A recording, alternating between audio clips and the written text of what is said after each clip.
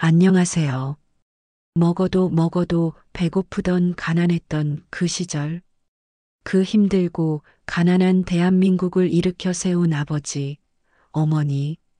이 채널은 우리 부모님들의 시대를 배경으로 살아가는 사람들의 이야기를 담은 채널입니다. 1970년대 초 서울 변두리, 비가 추적추적 내리는 날이었습니다. 하늘은 잿빛이었고 골목길엔 빗물이 찰박찰박 고여 있었죠. 낡은 양철 지붕에서는 똑똑 빗방울 떨어지는 소리가 귓가를 때렸어요.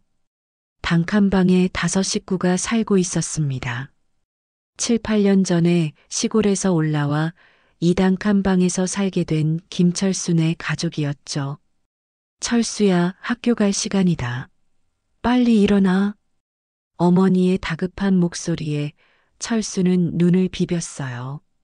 낡은 벽시계는 6시 30분을 가리키고 있었습니다. 7년 전에 중고시장에서 산 시계였죠. 저렴했지만 어머니는 그때 무척 기뻐했습니다. 이제 우리도 시계가 생겼어. 그렇게 말했던 어머니의 밝은 얼굴이 아직도 생생해요. 철수는 이불을 걷어차며 일어났습니다. 그때 고물 라디오에서 뉴스가 흘러나왔어요. 대한민국 경제 성장률 10% 돌파. 세계가 주목하는 한강의 기적이 계속되고 있습니다. 아나운서의 힘찬 목소리가 단칸방을 울렸지만 철수 가족에게는 마치 먼 나라 이야기 같았습니다. 어머니는 부엌에서 분주하게 움직였어요. 석유골로 위에서 보리밥이 보글보글 끓고 있었죠. 그 작은 부엌은 연기로 가득했고 어머니의 얼굴은 땀으로 범벅이었습니다. 어머니가 밥상을 차렸어요. 쌀과 보리를 섞은 보리밥과 김치 한 조각이 전부였죠. 철수야, 이거라도 먹고 학교 가거라. 어머니는 철수의 도시락에 보리밥을 꾹꾹 눌러 담았어요. 김치는 특별히 크게 한 조각 넣어주셨습니다. 철수가 낡은 교복을 입고 책보를 둘러매고 있을 때였어요. 갑자기 문이 쾅 하고 열렸습니다. 집주인 박 사장이었죠. 아, 이번 달 월세는 언제 줄 거야? 벌써 나흘이나 지났잖아. 박 사장의 목소리는 우렁찼고 얼굴은 불그락푸르락했습니다. 철수의 어머니는 고개를 숙이며 말했어요. 죄송합니다. 이번 주 토요일에 남편 월급날이라 그때 드리겠습니다. 토요일? 또 그 소리네. 이번 주 내로 안 갚으면 수도 끊을 줄 알아. 박 사장은 문을 쾅 닫고 나갔습니다. 문이 닫히자 7개월 된 막내가 놀라서 울음을 터뜨렸죠. 어머니는 한숨을 쉬며 막내를 달랬어요. 쉿, 울지 마. 우리 아가. 철수는 그 모습을 지켜보다가 학교로 향했습니다. 가는 길에 쌍문동 고급 주택가를 지나쳤어요. 그곳에는 번듯한 기와집들이 줄지어 있었고 대문 앞에는 검은색 포니 자동차가 서 있었죠. 언젠가 우리도 저런 집에서 살 수 있을까? 철수는 생각했습니다. 학교에서 돌아온 후 철수는 집 앞에서 당황스러운 광경을 목격했어요. 가족의 보따리가 길가에 나뒹굴고 있었죠. 어머니는 아기를 안고 서서 울고 있었습니다. 월세를 못 내서 쫓겨났어. 그날 밤 가족은 짐을 들고 새로운 집을 찾아 나섰어요. 비가 부슬부슬 내리는 가운데 그들은 허름한 보따리를 들고 골목을 헤매었습니다. 철수의 동생들은 배고픔에 울었고 아버지는 어깨를 축 늘어뜨린 채 걸었죠. 마침내 그들은 반지하 방 하나를 구했어요. 주인은 시골에서 올라온 김노인 부부였습니다. 김노인은 백발이 성성했고 주름진 얼굴에는 세월의 흔적이 깊게 패여 있었죠. 자네들도 시골에서 왔나? 나도 옛날에 가난했지. 자네들 보니 옛날 생각이 나는구먼. 김노인의 목소리는 부드럽고 따뜻했어요. 그는 철수 가족을 방으로 안내했습니다. 방은 비록 좁았지만 깨끗했고 구석에는 연탄 아궁이가 있었죠. 김노인의 부인은 부엌에서 된장찌개를 끓이고 있었어요. 구수한 냄새에 철수의 배에서는 꼬르륵 소리가 났습니다. 어서 들어와. 밥 먹고 이야기하자고. 된장찌개는 뜨거운 김을 내뿜으며 석유곤로 위에서 보글보글 끓고 있었습니다. 두부와 애호박, 파가 어우러진 찌개 냄새에 아이들은 군침을 삼켰어요. 김노인의 부인은 밥그릇에 하얀 쌀밥을 퍼담았죠. 철순에는 몇 달 만에 보는 흰 쌀밥이었습니다. 많이들 먹어. 배고플 텐데. 김노인의 부인은 따뜻한 미소로 말했어요. 철수 가족은 감사의 인사를 전하며 밥상에 둘러앉았습니다. 밥을 먹는 동안 김노인은 자신의 이야기를 들려주었죠. 그도 60년대 초에 시골에서 상경에 고생했던 시절이 있었답니다. 그때는 말이야, 돈 1,000원이 큰 돈이었어. 하루 품삯이 100원도 안 됐으니까. 김노인의 이야기에 철수의 아버지는 공감의 눈빛을 보냈어요. 두 사람은 금세 친해졌고 김노인은 철수 아버지에게 일자리를 소개해 주겠다고 약속했습니다. 그날부터 철수네 가족은 김노인 부부의 따뜻한 보살핌 속에서 새 삶을 시작했어요. 월세도 박 사장 집보다 훨씬 저렴했죠. 철수의 아버지는 김노인의 소개로 건설 현장에서 일하게 되었고 어머니는 근처 봉제 공장에서 시간제로 일했습니다. 세월이 흘러 1980년대 초 대한민국은 한창 경제 성장 중이었어요. 서울 곳곳에는 건물이 올라가고 도로는 확장되었죠. 벽에 붙은 포스터에는 국민 체조와 새마을 운동 문구가 눈에 띄었습니다. 철수네 가족의 생활도 조금씩 나아지고 있었어요. 철수는 이제 고등학생이 되어 새벽에는 신문을 돌리고 방과 후에는 우유 배달을 했습니다. 주판을 두드리는 소리가 들리는 은행 앞을 지날 때면 철수는 나도 언젠가 저런 곳에서 일할 수 있을까? 하고 생각했죠. 아버지는 건설 현장 막노동에서 시작해 이제는 작은 목공소를 차렸어요. 김노인이 보증을 서준 덕분에 은행에서 융자를 받을 수 있었던 겁니다. 목공소는 비록 작았지만 아버지의 기술은 소문이 나기 시작했죠. 1985년 철수는 대학에 입학했어요. 서울의 한 대학교 경영학과였죠. 아버지의 목공소는 이제 작은 가구 공장으로 성장했고 직원이 5명이나 되었습니다. 김노인 부부는 철수의 대학 입학을 자신의 손주처럼 기뻐했어요. 우리 철수가 대학생이 됐구나. 앞으로 잘 될 거야. 김노인은 철수의 어깨를 두드렸습니다.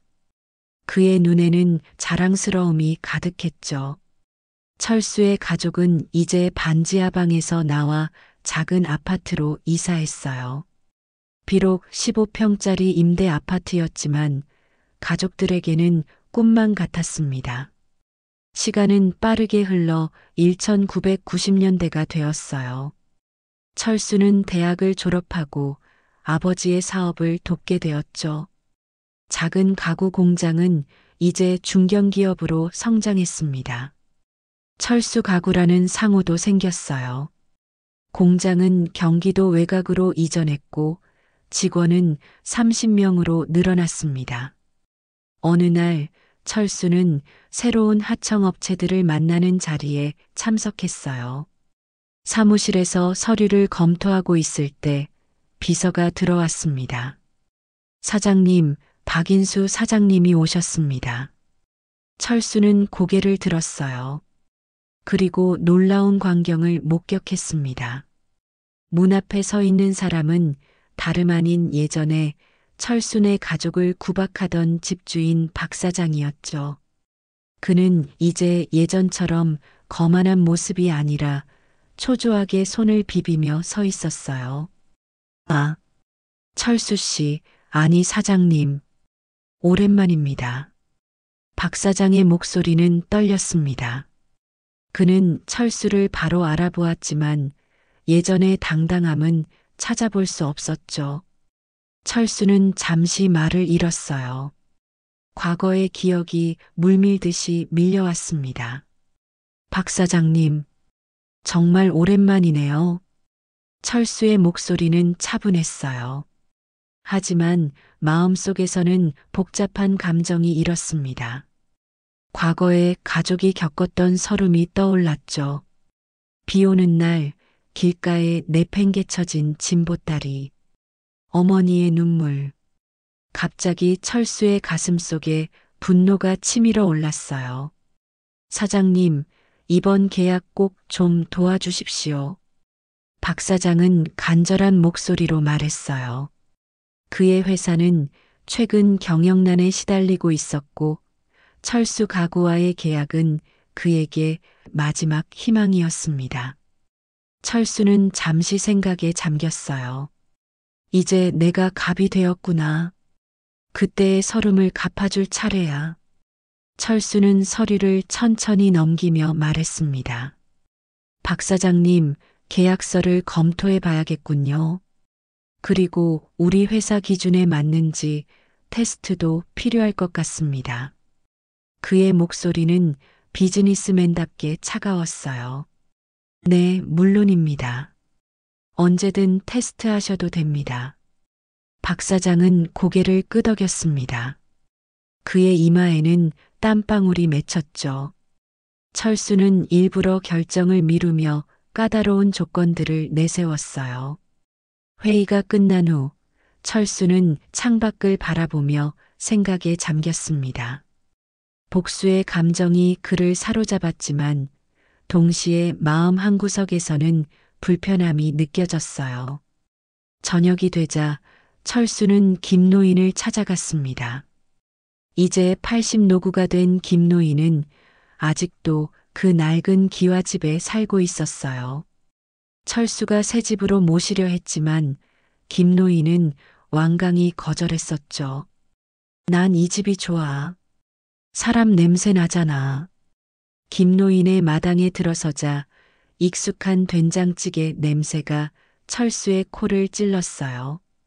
김노인의 부인은 여전히 석유곤로 위에서 찌개를 끓이고 있었습니다. 세월이 흘러도 변하지 않은 것이 있다는 게 철수에게는 위로가 되었어요. 아이고, 우리 철수 왔구나. 어서 와, 밥 먹어야지. 김노인의 부인은 반갑게 맞아주었습니다. 철수는 마루에 앉아 김노인과 이야기를 나누었어요. 오늘 있었던 일을 모두 털어놓았죠. 할아버지, 오늘 예전에 우리 가족을 쫓아냈던 그 집주인을 만났어요. 이제 그 사람이 제 회사에 하청을 받으러 왔더라고요. 김노인은 담배 한 개비를 꺼내 물었어요. 성냥을 그어 담배에 불을 붙이고 깊게 한 모금 빨아들였습니다. 담배 연기가 마당의 저녁 공기 속으로 천천히 흩어졌죠. 그래서 어떻게 했나? 김노인의 목소리는 차분했어요.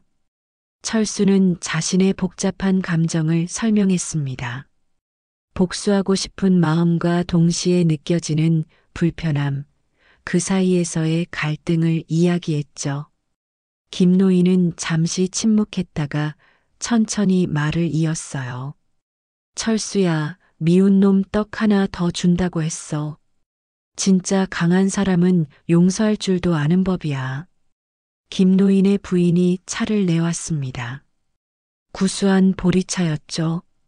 김노인은 차를 한 모금 마시고 계속 말했어요. 사람이 잘 될 때 진짜 사람 됨됨이가 드러나는 법이야. 지금 내가 그 사람을 어떻게 대하느냐가 내 인격을 말해주는 거지. 철수는 생각에 잠겼습니다. 김노인의 말이 가슴에 와닿았어요. 과거에 김노인 부부가 보여준 따뜻한 정이 떠올랐죠. 그들이 없었다면 철수 가족은 지금처럼 살 수 없었을 것입니다. 할아버지 말씀이 맞아요. 제가 너무 감정적이었던 것 같습니다. 김노인은 미소 지으며 고개를 끄덕였어요. 사람 마음이라는 게 그런 거야. 누구나 복수하고 싶은 마음이 들 수 있어. 하지만 그걸 이겨내는 게 진짜 어른이 되는 거지. 다음 날 철수는 박 사장을 다시 사무실로 불렀습니다. 박 사장은 긴장한 모습으로 들어왔어요. 그의 얼굴에는 불안감이 역력했죠. 박 사장님, 계약에 대해 결정했습니다. 철수의 말에 박 사장은 숨을 깊게 들이마셨어요. 그의 손은 떨리고 있었습니다. 결론부터 말씀드리면 계약을 맺기로 했습니다. 박 사장의 눈이 휘둥그레졌어요. 그는 자신의 귀를 의심했는지 되물었습니다. 정말입니까? 저희 회사와 계약을. 철수는 고개를 끄덕였어요. 네, 하지만 조건이 있습니다. 박 사장은 긴장한 표정으로 철수를 바라보았죠. 철수는 의자에서 일어나 창가로 걸어갔습니다. 밖에는 서울의 빌딩들이 햇빛에 반짝이고 있었어요. 제 조건은 이겁니다. 박 사장님이 소유하고 계신 새빵의 세입자들을 더 이상 함부로 대하지 마세요. 그들도 인간으로서 존엄성을 가지고 있습니다. 박 사장은 잠시 말을 잊었어요. 그의 눈에서 눈물이 맺혔습니다. 그는 천천히 고개를 숙이며 말했죠. 정말 미안합니다. 그땐 제가 어리석었습니다. 그날 이후 박 사장과 철수의 회사는 좋은 파트너십을 유지했어요. 박 사장은 자신의 잘못을 깊이 반성했고 세입자들을 가족처럼 대하기 시작했습니다. 그의 변화는 진심이었고 철수는 그것을 느낄 수 있었죠. 몇 개월 후 철수는 아버지와 어머니를 모시고 김노인 부부를 찾아갔어요. 김노인의 80생신이었습니다. 철수 가족은 특별한 선물을 준비했죠. 할아버지, 할머니, 이건 저희 가족의 마음입니다. 철수는 봉투를 내밀었어요. 그 안에는 집 증서가 들어 있었습니다. 철수가 김노인 부부를 위해 구입한 작은 한옥이었죠. 하지만 김노인은 손사래를 쳤어요. 철수야, 고맙지만 난 이 집이 좋아. 사람 냄새 나잖아. 김노인의 말에 모두가 웃었습니다. 철수는 고개를 끄덕였어요. 알겠습니다, 할아버지. 그럼 이 집을 수리해 드리겠습니다. 그리고 앞으로 평생 용돈을 보내드릴게요. 김노인 부부는 감격에 겨워 눈물을 흘렸어요. 철수의 아버지와 어머니도 감사의 인사를 전했습니다. 옛날에는 우리가 김노인 덕분에 살았지만 이제는 우리가 김노인을 보살필 차례예요. 그날 저녁 김노인의 집 마당에서는 특별한 잔치가 열렸어요. 석유골로 위에서는 예전처럼 된장찌개가 보글보글 끓었고 그 옆에는 갓 지은 흰 쌀밥이 김을 모락모락 내뿜었습니다. 철수의 가족과 김노인 부부 그리고 박 사장까지 한자리에 모였죠. 국물이 끝내주네. 옛날 생각난다. 철수의 아버지가 된장찌개를 한 숟가락 떠서 맛보며 소리쳤어요. 모두가 웃음을 터뜨렸습니다. 그 웃음소리는 마당을 가득 채웠고 초여름 밤의 별들까지 반짝이게 만드는 것 같았죠. 철수는 이 모든 광경을 바라보며 감사함을 느꼈어요. 가난했던 시절, 한 끼 제대로 못 먹던 날들, 어머니가 보리밥에 김치 한 조각을 도시락에 싸주던 그 시절이 떠올랐습니다. 그리고 지금 이렇게 모두가 행복하게 웃으며 한자리에 모여 있는 모습이 꿈만 같았죠. 박 사장은 이제 작은 가구 공장에서 성실히 일하며 새 삶을 살고 있었어요. 그는 과거의 잘못을 깊이 반성했고 주변 사람들에게 베푸는 삶을 살게 되었습니다. 주변 세입자들은 이제 그를 좋은 집주인이라고 불렀죠. 김노인 부부는 여전히 그 낡은 기와집에 살고 있었지만 집은 철수가 수리해준 덕분에 훨씬 깨끗하고 안전해졌어요. 불편함 없이 편안한 노후를 보내고 계셨죠. 철수는 일주일에 한 번씩 꼭 찾아가 안부를 묻고 필요한 것은 없는지 살폈습니다. 시간은 흘러 세월이 바뀌었지만 그들이 나누는 정은 변하지 않았어요.